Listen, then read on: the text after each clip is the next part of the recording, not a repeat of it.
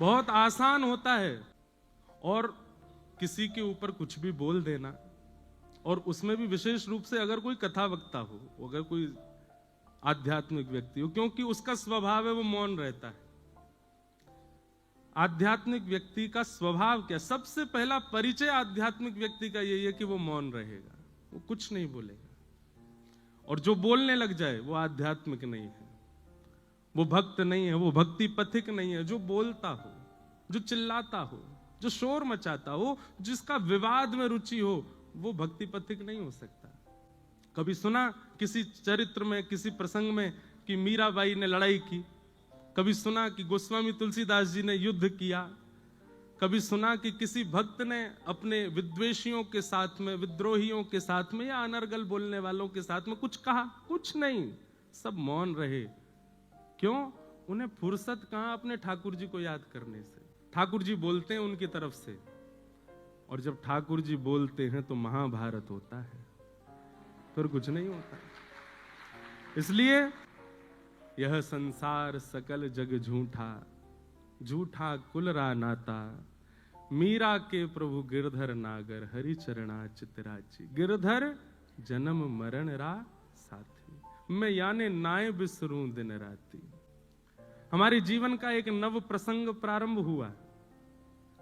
बहुत लोगों ने प्रेम दिया, बहुत लोगों ने स्नेह दिया, बहुत लोगों ने आशीष दिया, पर मुख में दांत 32 हैं, जीभ बार बार गड्ढे पे ही जाती है। कई लोगों ने ऐसी मुख दिखाई दी कि महाराज बस याद रहे जीवन भर। बाबा और हो गए हम, बाबा की इतनी बड़ी शादी, बाबा का ये, बाबा का वो। सब लोगों को प्रणाम। हमारे गोस्वामी तुलसीदास जी महाराज ने मानस जी के प्रारंभ में खलों को भी प्रणाम किया, और ये होना ही था। मुझे पता था कि ये होगा, क्योंकि दुनिया चाहती ही नहीं कि ये व्यासपीठ से उतरे, यहीं बैठे रहे। हमारे पूज्य पिताजी महाराज 52 वर्षों से कथा कर रहे हैं। कितने वर्ष? यहां पर कितने लोग ऐसे हैं जिनकी आयु 52 से कम होगी? 52 वर्ष नहीं होते। अरे आजकल के भारत में सब्जी बेचने वाले व्यक्ति भी अगर 4 साल लगातार सब्जी बेच लेते हैं तो भी उनका भी इतना हो जाता है कि वो अपना घर भी बंबई में बना सके, दिल्ली में। वैसे इतना योग्य हो गया है भारत। वो अपने पुत्र का विवाह यदि अच्छे से करें तो इसमें क्या दिक्कत? और भाई सबने सब बातें कह दी, लेकिन किसी ने एक बार भी ये नहीं कहा उस विवाह में एक वस्तु भी बिना प्याज लहसुन के नहीं थी। सब में, कुछ ही में भी कुछ नहीं था। कुछ नॉन ऑनियन गार्लिक विवाह, और सुनो, नॉन अल्कोहलिक विवाह। मुझे बहुत लोग बोले ये बोलना, वो बोलना, ये मत बोलना। ये मैंने कि मैं कुछ नहीं, कथा करने जा रहा हूं। भट्टी जी ने मुझको आमंत्रित किया है, पर ठीक है, बोलना तभी चाहिए जब साथ में कोई खड़ा हो। और मेरे पास मेरी भागवत जी हैं, इनके सानिध्य में आकर के मैं थोड़ा तो कुछ कह सकता हूं, नहीं तो अतिशय मौन भी दोष धारण करा देता है, दोष को प्रकट कर देता है। लोगों को कुछ भी दिखा, पर मुझे उसमें भी मेरा एक उद्देश्य था। सबको लेकर के मैं चल रहा हूं। हमारे लाल जी को प्राप्त करने के लिए सबकी आवश्यकता है, माँ पिता बंधु बांधव, और एक गृहस्थी को जिस नव पड़ाव की आवश्यकता थी वह भी हुआ। परंतु सब समाज संसार के लोग हैं, सबको हम प्रणाम करते हैं, सबको हम वंदन करते हैं। आपसे हम प्रार्थना करते हैं, आप भी मौन रहना शुरू करो। भैया जीवन के 4 ही दिन बचे हैं, बहुत लंबा समय नहीं है हमारे पास में। एक दूसरे को पकड़ के नीचे गिराना, ये करना, वो करना, उसकी निंदा स्तुति करने में समय निकल जाएगा। भगवत प्राप्ति कब करोगे फिर? अगर उसी बीच में प्राण निकल गए तो ठाकुर जी की प्राप्ति कैसे होगी? इसलिए सब विषय विकारों को छोड़ो, ठाकुर जी की सेवा में लगो, ठाकुर जी की सेवा भाव से करो।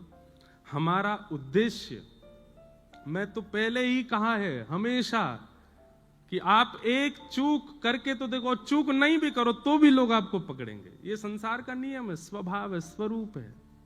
और उसमें भी आध्यात्मिक व्यक्ति पर तो कीचड़ उछालना सबसे आसान होता है, क्योंकि उसका स्वभाव मौन होता है। इसलिए मौन रहिए, अपना हरिनाम कीजिए, भजन कीजिए, तैयार रहिए। जब व्यास जी नहीं बचे तो हम तो श्रोता हैं, हमको भी पकड़ा जा सकता है। तो इसलिए बस ठाकुर जी की नजरों में राजी रहो, बाकी संसार की नजरों में तो कभी राजी आप हो ही नहीं सकते, कभी आप अच्छे हो ही नहीं सकते। खूब प्रसन्नता से मुंबई कथा में महाराष्ट्र के भक्तों के चरित्र हम लोग सुनेंगे, भागवत की कथा होगी, और इतना आनंद लेना है, इतना आनंद करना है कि सभागृह की जो ये मंजिला है, एक तो बहुत सुंदर, मैं तो देख के ही आश्चर्यचकित हो गया। श्रोता सिर पे बैठे हैं व्यास जी के और इतने आनंद के साथ बैठे हैं। अच्छा है, व्यास जी नीचे रह गए, श्रोता ऊपर पहुंच गए हैं। हाँ, आशीर्वाद और दे रहे हैं व्यास जी को, ऐसी कथा सुनाते रहे। अच्छा है, आप सब लोग खूब भाव से कथा सुन रहे हैं। हमें तो ये लग रहा आज तो पहला ही दिन है और आज मंगलवार और है। अब भट्ट जी क्या करेंगे आप कल से तो और लोग आने वाले हैं। यहाँ जगह की कमी है, बाहर इतनी लंबी लाइन लग रही थी, मैं तो देख के ही हैरान। लेकिन अच्छा है, 7 दिन वो आनंद करना है जो इस साल में नहीं हुआ होगा, और वो मुंबई में करना है।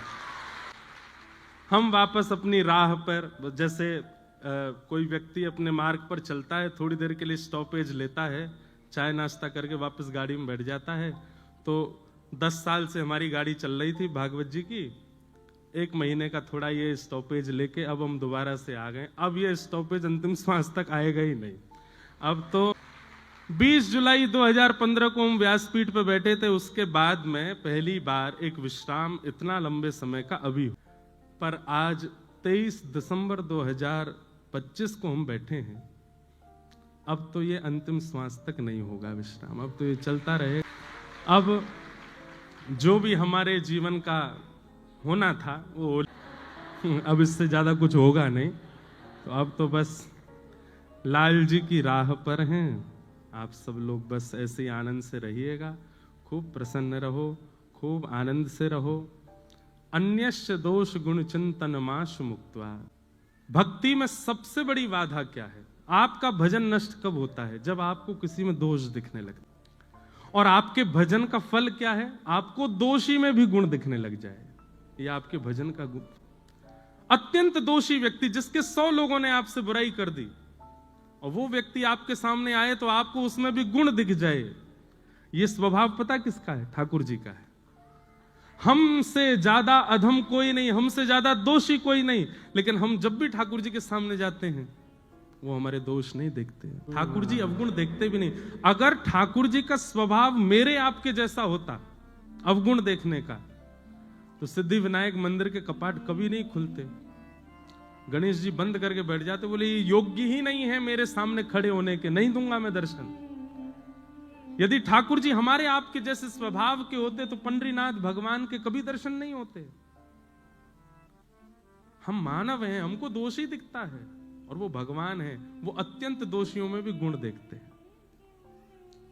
पूतना मारने के लिए आई थी, पूतना अपने पयोधर में विष लगा करके भगवान को मारने के लिए आई, और भगवान ने उसके पयोधर का पान करके उसको कौन सी गति प्रदान की? जो माता यशोदा को प्राप्त होनी चाहिए, जो भगवान की मां को गति प्राप्त होनी चाहिए, ठाकुर जी ने वो गति पूतना को प्रदान कर दी। देवताओं ने ठाकुर जी से प्रश्न किया, आपने ऐसा क्यों किया? आपने पूतना में ऐसा क्या देखा जो उसको मातृगति प्रदान कर दी? भगवान कहते हैं उसका कुल अच्छा नहीं, उसकी जाति अच्छी नहीं, उसका नाम अच्छा नहीं, उसका स्वभाव अच्छा नहीं, उसका कर्म अच्छा नहीं, कुछ भी तो अच्छा नहीं था, फिर उसको गति क्यों प्रदान कर दी आपने? तो भगवान कहते हैं उसकी मारने का तरीका हमको अच्छा लगा। जैसे मां पयोधर पिलाती है, ऐसे पयोधर पिला के मारने आई थी, इसलिए हमको अच्छा लगा। देखो कैसे ठाकुर जी, वो अत्यंत दोषी में भी गुण देखते हैं, और हम अत्यंत गुणवान में भी दोष देखते हैं। इसमें दोष क्या है? इसमें कमी क्या है? इसमें बुराइयां क्या है? इसकी गलतियां क्या है? और यहीं हमारे भजन का सारा फल नष्ट हो जाता है। इसलिए मैं हमेशा से कहता आया हूं, ये आज की कथा में कह रहा हूं या अपने ऊपर कोई बात रख करके कह रहा हूं, नहीं, मैं प्रिपेयर्ड था कि मेरे पीछे पड़ेंगे लोग, मुझे पता था कि ये सब होना है, क्योंकि मैं कथा कहता हूं और कथा कह नहीं रहा हूं, आपको नहीं सुना रहा हूं, मुझे स्वयं को भी सुनाता हूं। और सत्य बता रहे हैं, ये 10 वर्ष की कथा ही मुझे पिछले 10 दिनों से जिवा रही थी, मेरी ही कथा, कि मैं प्रसन्न हूं, मैं आनंद में हूं, मैं संभला हुआ हूं, मुझे कोई दिक्कत नहीं।